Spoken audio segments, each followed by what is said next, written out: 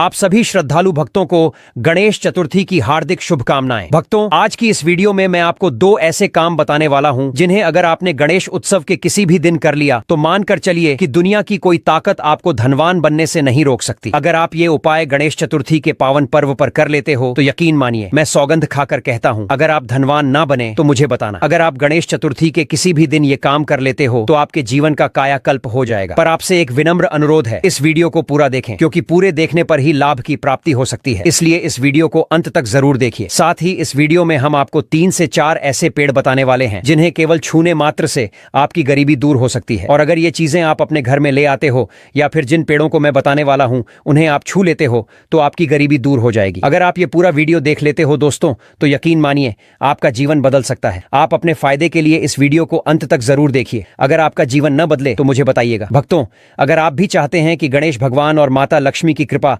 आप पर और आपके पूरे परिवार पर बनी रहे तो सच्चे दिल से इस वीडियो को लाइक कीजिए, चैनल को सब्सक्राइब कर लीजिए और कमेंट बॉक्स में जय गणेश जरूर लिख दें। तो चलिए जानते हैं कौन सी है वह चीज जिसे घर में लाने से धन संपदा इतनी बढ़ जाएगी कि आप कुछ ही दिनों में खुद को धनवान महसूस करने लगेंगे। भक्तों, अगर आप भगवान गणेश को मानते हैं तो आज की यह वीडियो जरूर देखें, और अगर आप इस वीडियो को छोड़ देते हो तो समझ लीजिए आप भगवान गणेश का हाथ छोड़ रहे हो। इसलिए 8 से 10 मिनट का समय निकालकर इस छोटी सी ज्ञानवर्धक वीडियो को जरूर देखें। भक्तों, गणेश विसर्जन से पहले अगर आप ये काम कर लेते हो तो दुनिया की कोई ताकत आपके भविष्य पर ग्रहण नहीं लगा सकती। अगर आप चाहते हैं कि पूरी जिंदगी भर आपका समय अच्छा गुजरे तो आप गणेश चतुर्थी पर यह काम जरूर कर लेना। और देखिए, जब आप अपने पुराने कल को भूलकर एक नए कल की अच्छी शुरुआत करते हैं तो वह समय आपके लिए शुभ रहता है। अब बात आती है, ऐसी कौन सी सामग्री है जिसे घर में खरीद कर लाने से पूरे वर्ष घर में धान धन और वैभव का भंडार भरा रहता है। इस वीडियो में मैं आपको यही बताने वाला हूँ कि गणेश विसर्जन से पहले अगर आप ये काम कर लेते हो तो वह दिन आपके लिए शुभ बन जाता है। आप इसे अच्छा और पवित्र दिन मानकर जो वस्तु घर में लाते हैं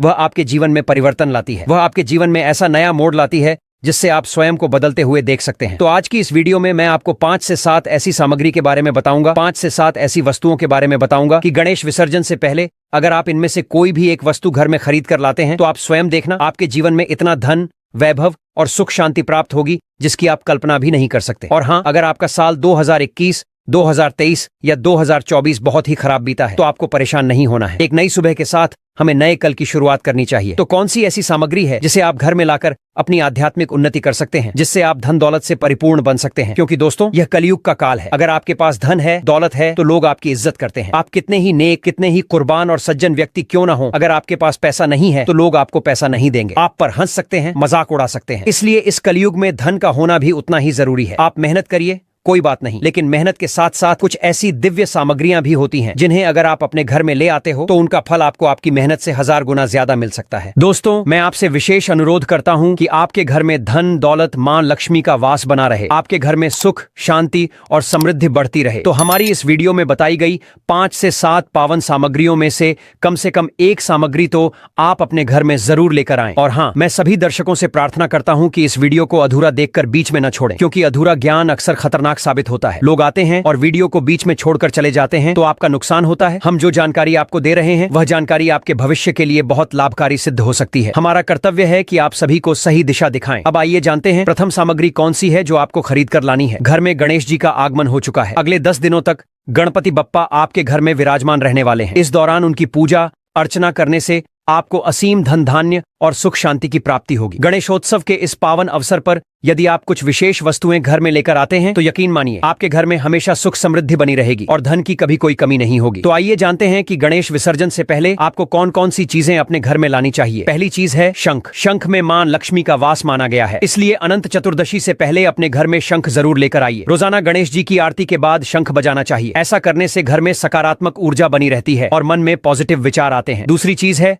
मोदक। गणेश चतुर्थी पर धन प्राप्ति के लिए गणेश जी को मोदक जरूर चढ़ाएं। मोदक गणेश जी का प्रिय भोग है, उन्हें मोदक अर्पण करने से धन प्राप्ति होती है। मोदक बनाने के लिए चावल का आटा, गुड़ और तेल का प्रयोग करें। मोदक को गणेश जी के सामने रखने से घर में सुख, समृद्धि और शांति बनी रहती है। तीसरी चीज है गणेश जी के साथ चूहे की तस्वीर रखें। चूहा गणेश जी का वाहन है, इसलिए गणेश जी की तस्वीर के साथ चूहे की तस्वीर भी रखें। ऐसा करने से धन की प्राप्ति होती है। यह नकारात्मक ऊर्जा को दूर करके घर में सकारात्मक ऊर्जा का संचार करता है। चौथी चीज, गणेश जी की तस्वीर उत्तर दिशा में रखें। उत्तर दिशा को धन और समृद्धि की दिशा माना गया है, इसलिए गणेश जी की तस्वीर उत्तर दिशा में रखें। ऐसा करने से आपके घर में नकारात्मक ऊर्जा दूर होती है और सकारात्मक ऊर्जा का संचार होता है। भक्तों, आप सभी को हम बता दें कि वर्ष 2025 में गणेश चतुर्थी को लेकर भक्तों के मन में एक बड़ा असमंजस बना हुआ है। लोग कंफ्यूज हैं कि आखिर गणेश चतुर्थी कब है, 26 तारीख को या 27 तारीख को। कुछ लोग कह रहे हैं कि 26 अगस्त को हरितालिका व्रत है और कुछ लोग 27 अगस्त को गणेश चतुर्थी बता रहे हैं। तो आज की इस वीडियो में हम आपकी इस उलझन को पूरी तरह दूर करने वाले हैं। गणेश चतुर्थी या यूं कहें गणेश उत्सव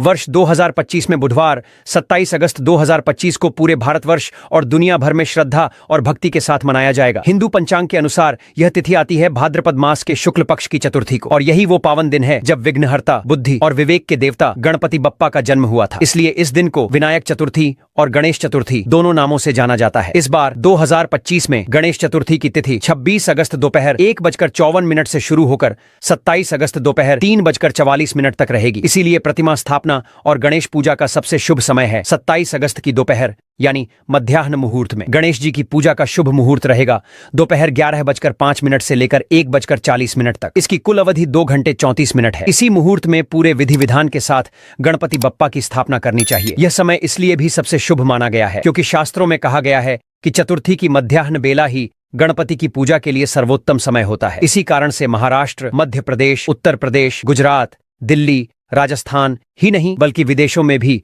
इसी दिन गणपति बप्पा की स्थापना की जाती है। अब इससे पहले कि हम आगे बढ़ें, जान लेते हैं कि चतुर्थी व्रत की पूजा का शुभ मुहूर्त क्या है, क्योंकि शुभ मुहूर्त में किया गया कोई भी उपाय हमेशा फलदायी होता है, वह कभी भी व्यर्थ नहीं जाता। तो अगर गणेश चतुर्थी के 2025 के शुभ समय की बात करें तो पूजा और स्थापना का श्रेष्ठ समय है 27 अगस्त सुबह 11:05 से लेकर दोपहर 1:40 तक। यही वह समय है जब गणेश जी की स्थापना जरूर करनी चाहिए, क्योंकि शास्त्रों के अनुसार मध्याह्न काल में की गई पूजा भगवान गणपति को अत्यंत प्रिय होती है। अब एक और बात विशेष ध्यान देने वाली है कि गणेश चतुर्थी के दिन चंद्र दर्शन से बचना चाहिए, क्योंकि मान्यता है कि चतुर्थी के दिन चंद्रमा को देखने से मिथ्या दोष लगता है और व्यक्ति पर झूठे आरोप लग सकते हैं। इसलिए इस दिन 26 अगस्त दोपहर 1:54 से रात लेकर 8:29 तक और 27 अगस्त सुबह 9:28 से लेकर रात 8:52 तक चंद्रमा को बिल्कुल न देखें। इस दौरान चंद्र दर्शन से बचना ही आपके लिए शुभ रहेगा। इस दिन आप गणेश जी का ध्यान करें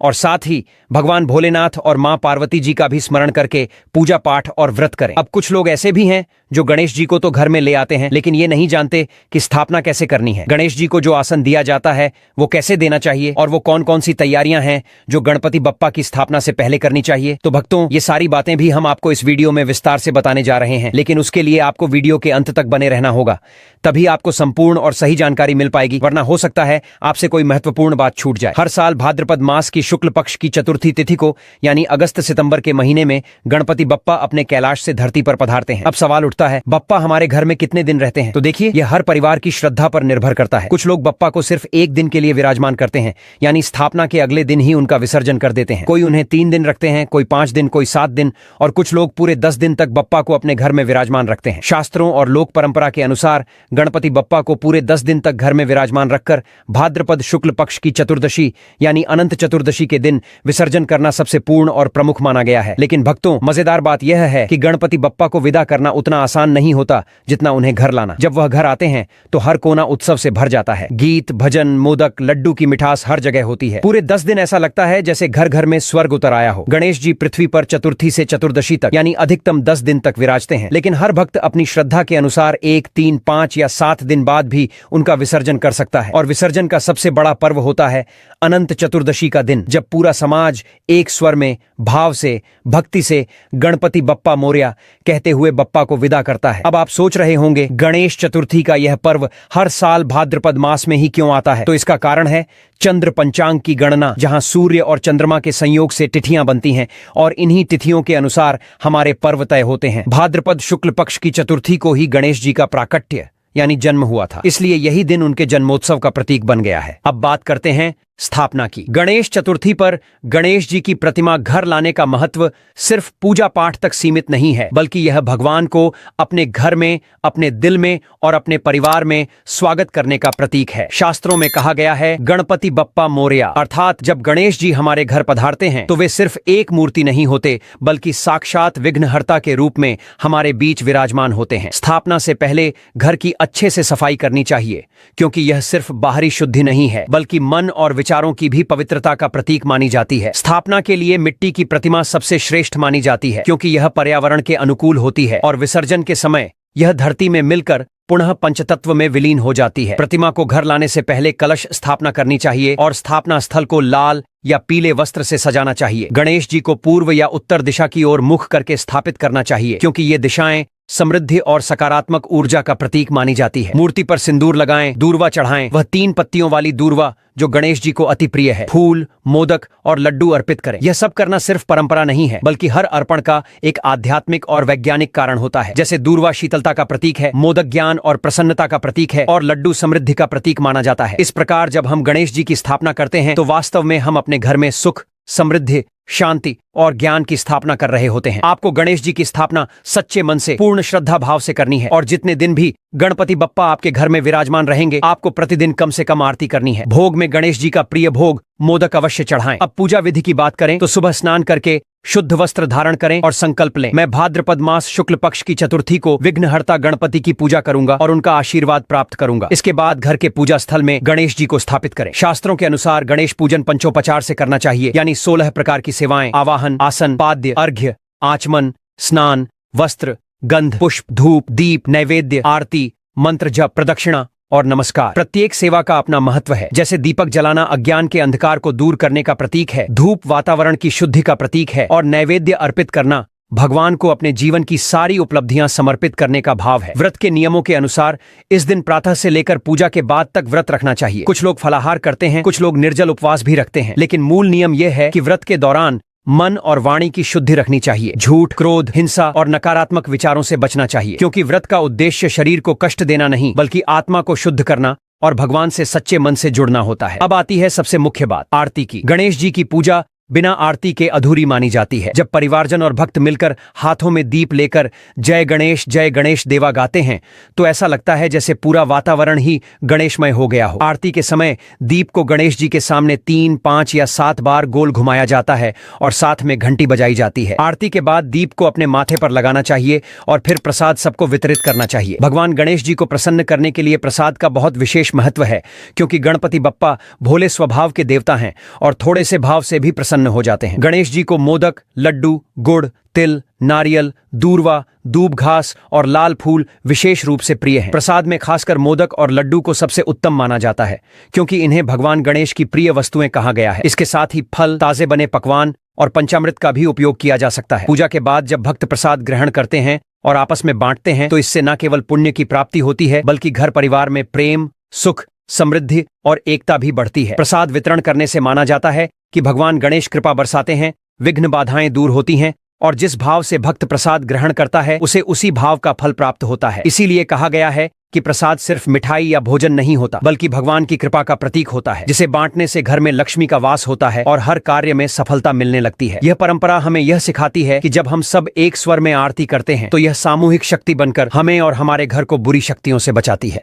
जैसा कि भक्तों, आप जानते हैं कि कोई भी पूजा पाठ हो या हवन हो, सबसे पहले भगवान गणेश जी की पूजा की जाती है, क्योंकि देवताओं में सबसे उच्च और पूजनीय स्थान भगवान गणेश जी का है। इसलिए आपको जो भी पूजा विधि हमने बताई है उसे पूर्ण श्रद्धा भाव से करना है, तभी भगवान आपकी परेशानी को सुनेंगे, समझेंगे और उन्हें हमेशा के लिए अपने साथ लेकर चले जाएंगे। अब इस दिन भक्तों, हमें पूजा पाठ करने के साथ साथ कुछ ऐसी सावधानियों का भी ध्यान रखना चाहिए, या कहें कि कुछ ऐसी गलतियां जो जाने अनजाने में हमारे द्वारा हो जाती हैं, तो उनसे हमें बचना चाहिए। यह भी हम आपको बताते हैं ताकि आप इन गलतियों से बच सकें, अन्यथा गणपति बप्पा आपसे नाराज हो सकते हैं और हो सकता है कि वह आपके घर में ना पधारें। इसलिए ये गलतियां करने से सख्त मनाही है। तो चलिए जान लेते हैं कि वे कौन कौन सी बातें हैं जिनका हमें गणेश चतुर्थी के दिन विशेष ध्यान रखना चाहिए। सबसे पहली बात, पूजा के समय मन और घर की शुद्धि अत्यंत आवश्यक है। स्थान पर या बिना स्नान किए पूजा करना अशुभ फल देता है। दूसरी बात, इस दिन चंद्रमा नहीं देखना चाहिए, क्योंकि इससे मिथ्या दोष लगता है। तीसरी बात, मूर्ति हमेशा मिट्टी की ही लेनी चाहिए और जब भी मूर्ति खरीदें तो उसे अच्छी तरह से जांच लें कि वह खंडित या टूटी फूटी ना हो। चौथी बात, गणेश जी को तुलसी पत्र अर्पित नहीं करना चाहिए,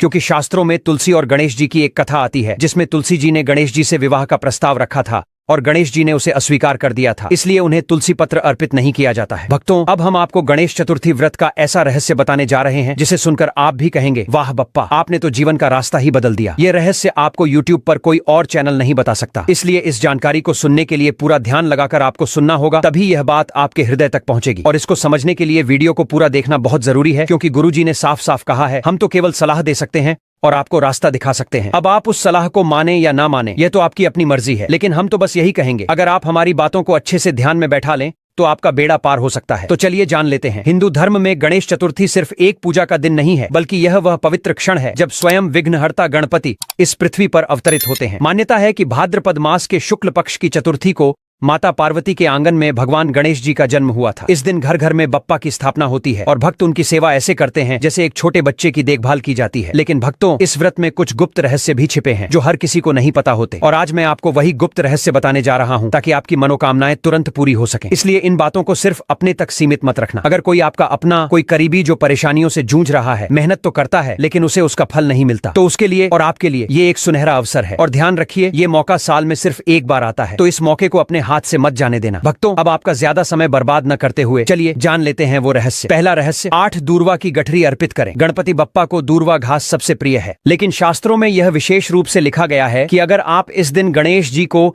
8 दूर्वा की गठरी अर्पित करते हैं और मन ही मन कहते हैं ओम विघ्नेश्वराय नमः, तो आपके जीवन की बड़ी से बड़ी रुकावट मिट जाती है। माना जाता है कि यह उपाय इतना शक्तिशाली है कि वर्षों से अटके हुए काम भी चलना शुरू हो जाते हैं। भक्तों, अब बात करते हैं तीसरे रहस्य की, संकटनाशन स्तोत्र का चमत्कार। गणेश चतुर्थी की रात जब आप श्रद्धा भाव से दीपक जलाकर संकटनाशन गणेश स्तोत्र का पाठ करते हैं, तो मान्यता है कि आपके जीवन का सबसे बड़ा संकट तुरंत समाप्त हो जाता है। यह स्तोत्र इतना शक्तिशाली है कि इसे संकट मोचक गणपति का सीधा वरदान माना गया है। भक्तों, जब आप भावपूर्वक इसका पाठ करते हैं तो वह संकट जो वर्षों से पीछा नहीं छोड़ रहा, वह चुपचाप जीवन से हटने लगता है। इसलिए इस स्तोत्र को जरूर पढ़ें, चाहे वह 3 बार हो, 5 बार हो या 11 बार, लेकिन भाव शुद्ध होना चाहिए। अब बात करते हैं चौथे रहस्य की, प्रसाद वितरण का दिव्य फल। भक्तों, एक बात हमेशा याद रखना, प्रसाद बांटना केवल मिठाई बांटना नहीं है, यह बप्पा की कृपा को सबके साथ बांटने का माध्यम है। जो व्यक्ति इस दिन श्रद्धा से प्रसाद वितरित करता है, उसके घर में सौभाग्य, सुख और समृद्धि तेजी से बढ़ने लगती है। और विशेष रूप से अगर उस प्रसाद में नारियल और गुड़ शामिल हो तो माना जाता है कि माता लक्ष्मी का वास उस घर में स्थायी रूप से हो जाता है। भक्तों, जब मां लक्ष्मी प्रसन्न होती हैं तो इंसान के भाग्य के तारे चमकने लगते हैं। धन दौलत की कभी कमी नहीं रहती, रुपया पैसा आता भी है और टिकता भी है, क्योंकि माता लक्ष्मी स्वयं धन की देवी है। तो इस उपाय को तो आपको हर हाल में करना चाहिए। अब आता है 5वां रहस्य, व्रत का फल और उसका नियम। गणेश चतुर्थी के दिन व्रत रखने वाले को सूर्योदय से पहले उठकर स्नान करना चाहिए। फिर घर में गणपति बप्पा की स्थापना करें और उन्हें 21 दूर्वा, 21 लड्डू और 21 फूल अर्पित करें। अगर आप पूरे दिन व्रत रखते हैं और शाम को गणेश जी की पूजा करके कथा सुनते हैं, तो कहा गया है कि भगवान गणेश स्वयं आपके भाग्य की रेखाएं सुधार देते हैं। जिस मनुष्य का दुर्भाग्य उसका साथ नहीं छोड़ता, वह दुर्भाग्य गणेश जी की कृपा से सदा के लिए समाप्त हो जाता है, क्योंकि स्वयं गणेश जी उसके जीवन से दुर्भाग्य को मिटा देते हैं और सौभाग्य प्रदान करते हैं। अब बात करते हैं गणपति बप्पा पृथ्वी पर कितने दिन रहते हैं। भक्तों, क्या आप जानते हैं कि गणपति बप्पा इस दिन सिर्फ पूजा से प्रसन्न होकर चले नहीं जाते, वह पृथ्वी पर पूरे 10 दिन अपने भक्तों के घर घर में विराजते हैं। गणेश स्थापना से लेकर अनंत चतुर्दशी के दिन तक वे भक्तों के साथ रहते हैं। इस दौरान हर दिन भोग लगाना, आरती करना, मंत्र जाप करना, इन सब का फल सामान्य से कई गुना अधिक होता है। और जब विसर्जन का समय आता है तो बप्पा हमें आशीर्वाद देकर जाते हैं कि अगले साल फिर आऊंगा और तुम्हारे जीवन को मंगलमय बनाऊंगा। तो चलिए भक्तों, अब जान लेते हैं कि गणेश विसर्जन कब किया जाएगा और उसका महत्व क्या है। गणेश चतुर्थी केवल स्थापना का ही पर्व नहीं है, बल्कि इसके 10 दिन बाद अनंत चतुर्दशी के दिन यानी 6 सितंबर 2025 को गणेश विसर्जन किया जाएगा। दोस्तों, अगर आपको यह वीडियो ज्ञानवर्धक लगी हो तो कृपया इसे एक लाइक जरूर करें, और अगर